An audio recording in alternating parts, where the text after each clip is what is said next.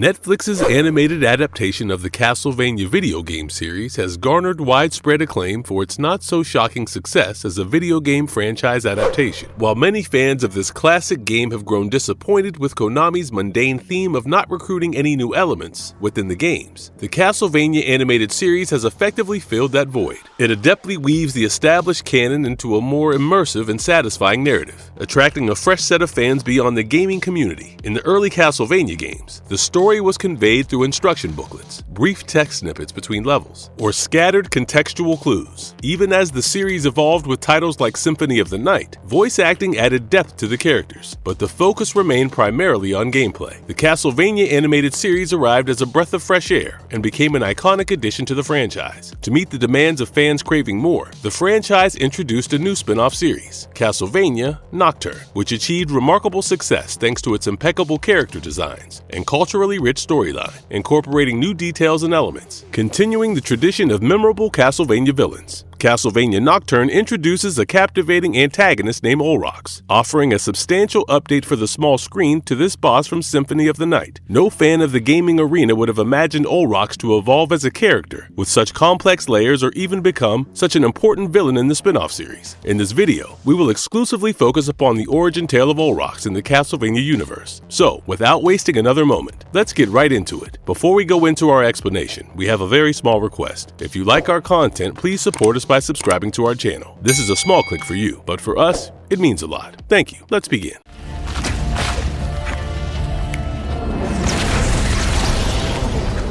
Who is Olrox? Where did he come from? First introduced in the Castlevania games, Count Olrox serves as a powerful boss character within Castlevania Symphony of the Night, holding dominion over the upper regions of Dracula's castle. This menacing vampire presents a dual challenge in terms of his enigmatic forms, the first being a refined vampire adorned in lavish armor, and the second as a colossal, reptilian humanoid capable of unleashing deadly fireballs. Olrox's character draws inspiration from the renowned 1922 German expressionist silent horror film Nosferatu, a symphony of horror, which was directed by the legendary F.W. Murnau. Notably, this character pays a subtle homage to the classic vampire Count Orlok from the film, with the reference being quite on the nose as a character. Plus, in Symphony of the Night, Olrox's hit points are explicitly set at 666, a numerical reference that holds significant symbolism in the context of the game. Now, Count Olrox's personality is best illuminated in the novel titled as Kabuchi no Suisokyoku, in a departure from typical vampire archetypes, popularly characterized by destructive tendencies and sadism. Olrox's driving forces particularly revolve around curiosity and exhilaration. His audacious attempts to subjugate both chaos and humanity stem from a hypothesis that controlling the human hearts, constituting chaos, could potentially eliminate it for once and all. Throughout all his appearances in the games, Olrox emerges as a master manipulator, skillfully exploiting the unwavering loyalty of Graham's cult followers, who fervently worshipped his master. He leverages this devotion to further his objectives, which involved creating a replica of Dracula's castle and nurturing his own intricate schemes, all while holding the promise of Graham's return as bait. Now, what sets Olrox apart is his distinct perspective on humanity. Unlike most vampires, who often exhibit condescension towards humans, he perceives their desires and behaviors as a captivating and perilous puzzle. Plus, Olrox had a taste for adventures and experiences that put him in potential danger, even while fighting significantly superior and powerful adversaries like Alucard or Death. Olrox savored and relished every moment of such perilous encounters, even in the face of his own demise. Olrox maintained an unusual composure, which was devoid of terror or despair, but rather marked by a sense of satisfaction.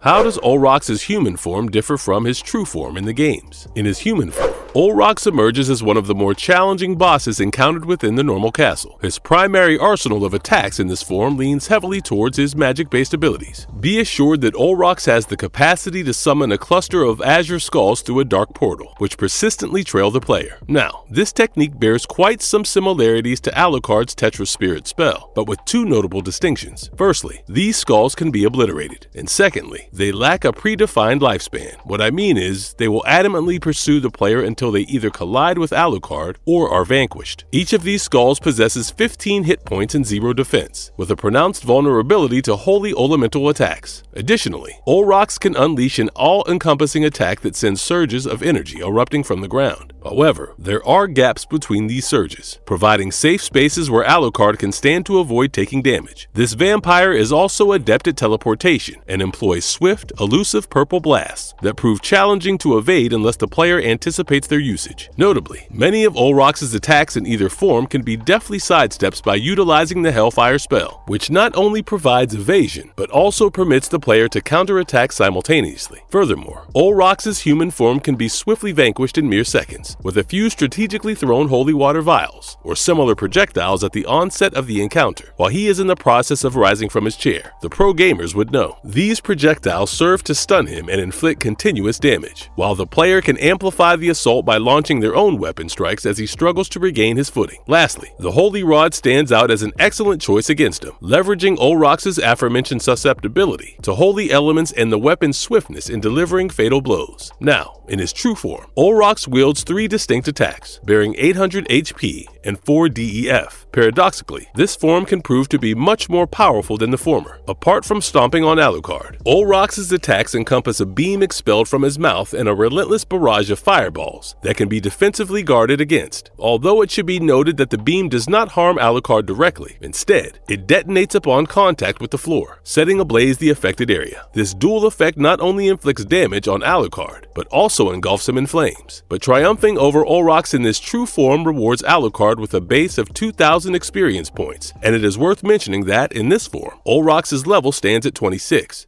Olrox's appearances in the gaming history of the Castlevania franchise. Now that we have fully covered Olrox's original backstory, let's take a look at his conquests featured in the gaming history of the Castlevania franchise. Olrox in Castlevania, Symphony of the Night. As mentioned before, Olrox serves as the final boss within his designated domain, Olrox's quarters. The climactic encounter in Symphony of the Night unfolds in a spacious hall adorned with towering stained glass windows, depicting religious iconography, creating an eerie and atmospheric backdrop. Initially, Olrox sits in apparent tranquility at one end of a lengthy banquet table, seemingly extending a non-hostile invitation to Alucard to occupy the chair situated at the table's opposite end. In fact, Alucard can take a seat without triggering the commencement of the boss battle. However, upon Alucard's approach, Olrox abruptly shifts from his placid demeanor to engage the young Dhampir in a fierce battle. Ultimately defeated by Dracula's son after a heated duel, Olrox undergoes a dramatic transformation. His lizard form's exterior skin begins to shed, revealing the skeletal structure beneath. Despite this, the skeletal form persistently attempts to advance towards Alucard. At this moment, a colossal beam of radiant light envelops the entire room, and in the midst of this radiance, the skeletal entity is drawn upwards, gradually disintegrating until it ultimately dissolves and vanishes as the beam dissipates. Beyond his initial appearance in this 1997 video game, Olrox's distinctive armor makes subsequent appearances in the Castlevania series, notably in titles such as Castlevania, Aria of Sorrow, and Castlevania, Dawn of Sorrow. Furthermore, Olrox is featured in the game Castlevania Puzzle Encore of the Night. It is also worth noting that his character design shares similarities with Bronner, the primary antagonist in Castlevania, Portrait of Ruin.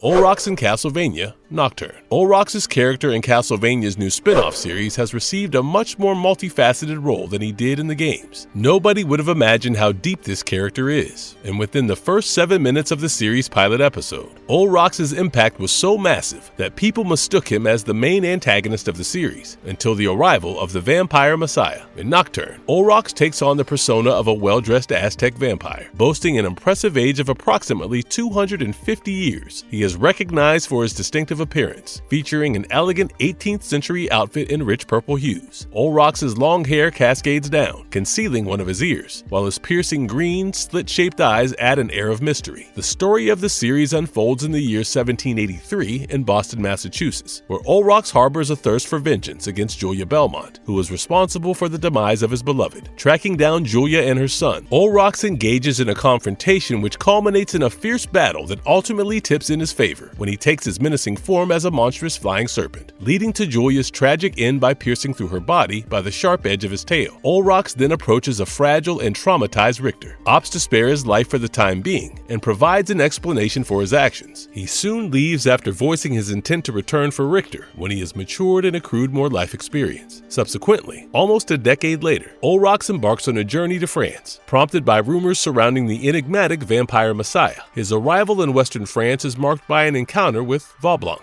a former vampiric slaver who extends a welcome. Olrox, however, asserts his independence and instructs Vaublanc to convey his presence to the relevant parties. While occupied with the creation of new night creatures for vampire nobles, Olrox stumbles upon a clandestine operation where Mizrak and Abbot Emmanuel are devil forging beneath the church of the abbey. This leads to a tense interaction between Olrox and Mizrak, who inquire about his presence and motives. As their conversation unfolds, Olrox's probing questions draw attention to the secrets concealed beneath the abbey's church, and he insinuates that the abbot's loyalties may be shifting, hinting at a potential betrayal. When Olrox expresses his skepticism and doubts regarding Erzsébet Bathory's trustworthiness, it causes friction with Mizrak's unwavering faith, who then reinforces the idea that a man's faith saves him in the harshest hours. In a surprising twist, Mizrak and Olrox end up having sex, after which Olrox inquires if Erzsébet is really aware of the abbot's mystical abilities to forge night creatures. Mizrak confirms that Erzsébet is indeed aware of this fact. However, Olrox harbors suspicions that the abbot may have sinister intentions, envisioning a potential betrayal using his created monsters. He maintains that Bathory is likely to betray the abbey, and goes on to share his knowledge regarding diverse categories of demons, including those that were once revered as deities. This revelation deeply offends Mizrak, who staunchly affirms his belief in the singular existence of just one god. Subsequently, Olrox ventures into the basement of the church, where he encounters Edward, who has been transformed into a night creature. Olrox's keen senses detect Edward's human soul, adding an eerie dimension to the encounter. As he explores further, he stumbles upon the abbot's tome on forge mastery. However, upon hearing Richter getting closer, Olrox subtly appears and calls for him, causing Richter's PTSD to flare up and freeze him on the spot, making him feel like the helpless little boy who watched his mother die. After Richter and his group withdraw, Olrox introduces himself to Drolta, signaling his readiness to meet Erzsébet. In a later scene, Olrox is found in the act of consuming the blood of an aristocrat, an action that prompts Drolta to intervene. She educates him on the local customs of French vampires, stressing that they abstain from feeding on the higher social class and resort to the blood of the revolutionaries. Olrox and Drolta engage in a casual conversation about humans, their nature, and behaviors until they become aware of the imminent sunrise. Later, when Mizrak returns to Olrox, questioning why Richter harbors fear of him, Olrox offers pieces of his personal history to shed light on the matter and how he had to kill Julia Belmont. Mizrak, however, criticizes him for transforming his lover into a vampire without consent and directly asks the vampire if the same fate awaits him. In response, Olrox clarifies that he has no such intentions, as his affections do not extend to Mizrak. Upon Erzsébet Bathory's arrival in town, Olrox is finally introduced to her. He feels quite flattered when she mentions having heard of him. However, their meeting takes a dramatic turn when Erzsébet demonstrates her formidable power, expressing her intent to make everyone bow before her, as she was a goddess and a queen. Now, Olrox hates the idea of being ruled by anyone, but to save his ass from getting whooped by the vampire queen, a diplomatic Olrox eventually offers a reluctant bow, acknowledging Erzsébet's authority. He agrees to serve as her guide to America once she accomplishes her plan to block out the sun and unleash vampirical superiority on Earth. As the story unfolds, Richter, Annette, Maria, Tara, and Mizrak devise a plan to eliminate the production of night creatures. Olrox suddenly materializes in mist form within their house. He approaches Richter, refusing to engage in combat, and instead urges Richter to destroy the device beneath Abbey's church, which is the object from hell allowing the abbot to create his army of night creatures. Before leaving, Olrox leaves the abbot's book behind. When Erzsébet successfully blocks out the sun and transforms into Sekhmet, Olrox hurries to the church, witnessing the ensuing battle between the vampire Messiah and Richter's troop. Although he refrains from intervening, the situation takes a dire turn when Mizrak is gravely injured by one of Drolta's subordinates. So, Olrox promptly whisks Mizrak away from the city, emphasizing the overwhelming might of Erzsébet. He then proceeds to reveal his affection for Mizrak, but Mizrak rejects Olrox's advances, viewing him as a being who has completely lost his true sense of self through his centuries-long descent into vampirism. At the end of the season, we witness Olrox in a state of distress, as he stands at a distance, grappling with his emotions and pondering over the unfolding events, particularly the complicated situation with Mizrak and the future of the world under the tyranny of Erzsébet. Throughout the first season of Castlevania Nocturne, Olrox emerges emerges as an exceptionally intelligent and curiously rebellious vampire. His vengeful nature becomes evident through his act of retribution against Richter's mother, whom he holds accountable for the demise of his alleged lover. Intrigued by the circulating rumors regarding the vampire messiah in France, Olrox embodies the quintessential vampire archetype, deriving satisfaction from terrifying his victims and partaking in their blood. A stark example of this is his interaction with the already terrified Richter, where he nonchalantly assures the young man of his survival. His brand of rebellion stands out as distinctive as Olrox adamantly refuses to heed and submit to Elizabeth Bathory, expressing disillusionment with concepts associated with gods and royalty. This resistance is deeply rooted in his Aztec heritage and the traumatic history of witnessing the devastation of his culture at the hands of Spanish conquistadors, which fuels his unwavering refusal to bow to anyone, particularly those he deems as superiors. This defiance takes on an added layer of poignancy when he extends his empathy to Edward, who seeks freedom as a night creature, suggesting a sense of pity for his plight and an intense aversion to Bathory's command for submission. His facial expression reveals his disgust when he encounters the abbot's book, reflecting his aversion to the practice of forge mastery, while Olrox exhibits treacherous behavior, such as stealing the abbot's book and delivering it to Richter's group to aid in the destruction of the machinery beneath the abbey's church. He retains elements of his humanity. His affection for a man as simple as Mizrak is a testament to this humanity, driven by Mizrak's unwavering dedication and authenticity. Their romantic liaison culminates in a sexual encounter, after which Olrox acts swiftly to remove Mizrak from the impending danger posed by Elizabeth's forces. We even get to know that Olrox's lover was a revolutionary who championed the cause of freedom, sparking a revival of Olrox's belief in these ideals, although this was cut short when Julia Belmont killed his beloved for being a vampire. Despite his deep love for his partner, Olrox remains oblivious to the gravity of his actions in turning his lover into a vampire without consent, justifying it with the desire for an eternal union. But like in the games, Olrox retains his manipulative and diplomatic nature throughout the series, cunningly playing it safe to his benefit till the very end.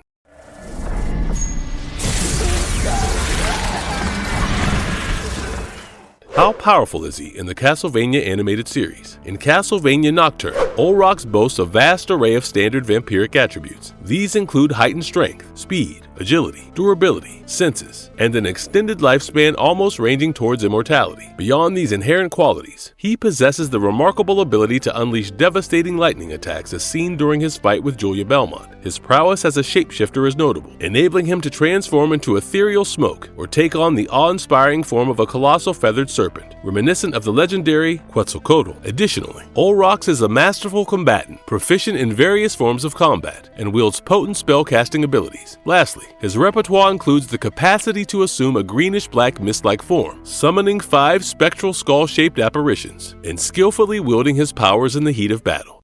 Marvelous verdict. Clive Bradley and the team of writers behind Castlevania Nocturne embarked on a challenging endeavor to flesh out the enigmatic character of Olrox, as they were armed with scant information about this vampire in armor who could transform into a monstrous form. Although the novel provided intriguing insights, depicting Olrox as an outsider among vampires despite his relentless pursuit of power, by weaving a fateful connection between Olrox and Richter, they propelled him to the forefront of the story, allowing his personality to flourish, doing absolute justice by the storyline of the series. Olrox's character, marked by curiosity, fearlessness, and a self-serving nature, distinguishes him from the heartless aristocratic vampires who often meet their demise. He doesn't fit neatly into the hero or villain category, offering a complex and engaging persona within the Castlevania Nocturne cast. In essence, Olrox truly serves as a blueprint for the adaptation of video game characters to different media, especially the screen. While his in-game portrayal may be limited, the series allowed him to stand out more prominently. Although a supplementary novel provided additional background, many fans might never have uncovered these intricacies. The writers of Castlevania Nocturne skillfully reinterpreted Olrox's existing elements to suit the new medium, enriching the character with captivating details, and the outcome effectively preserves the essence of the source material while introducing a compelling new character to the world. It serves as a valuable example for future video game adaptations, demonstrating how to enhance and expand upon existing characters in a way that resonates with audiences. Now that we have come to the end of this video, what do you think? Will we see Olrox teaming up with Richter and Alucard to take down the Vampire Queen? Let us know about your theories in the comment box below.